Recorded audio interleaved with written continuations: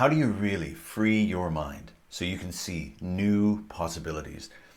The answer is, if you want to be free, you first got to find a way to see your frames. Because your frames force you to see some things and they prevent you from seeing other things. Here's one of history's best examples. This was Europe's map of the world for over 1,500 years. Here's Europe, here's Africa, here's Asia, here's the Mediterranean Sea, and the Indian Ocean. This was the world as the ancient Greeks saw it, as the Bible described it. And for them, this was the whole world.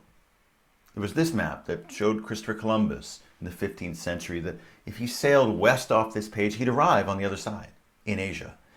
And when he did find land, that's where he thought he was. His investors were disappointed because he had somehow managed to find a sea route to the one part of Asia that seemed to have nothing to trade. No Asian spices, no Asian silks, which on this map was the whole point of crossing the ocean. It was only later that another explorer, Amerigo, he had the aha moment and spread the word that Columbus hadn't found a new way to Asia. He had found Europe's blind spot, a whole new world that neither the ancient Greeks nor the Bible had known anything about. It was the map that was wrong. And in 50 years, this 1,500-year-old map had been replaced with this one, published by Mercator in 1566. Now let's fast forward to today. What do your frames make you see? And what blind spots do they create? Because in our rapidly changing present day, our minds are full of maps that trap, mostly without our knowing it. At every level of living, we need to find them, we need to challenge them. As societies, is climate crisis the best way to frame our relationship with nature?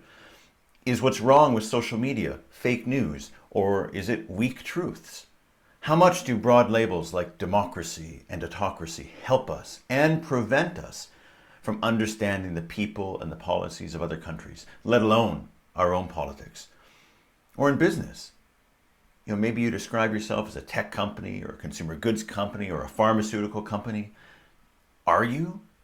What does that frame help you to see? What opportunities does that frame blind you to as you explore new oceans of risk and opportunity?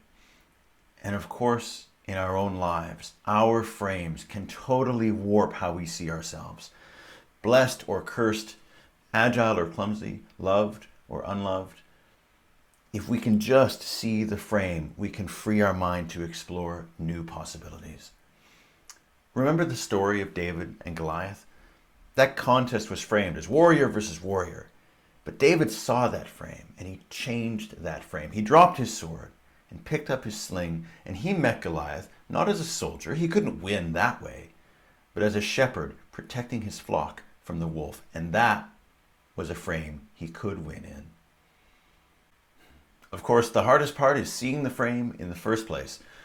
There's that old joke about two fish swimming past each other in a stream, and the one fish says to the other fish, "Gee, the water's nice today, isn't it?" To which the other fish replies, "Whoa, what's water?" Right? The water warps everything, but it's really hard to see that warping effect when you're swimming in it.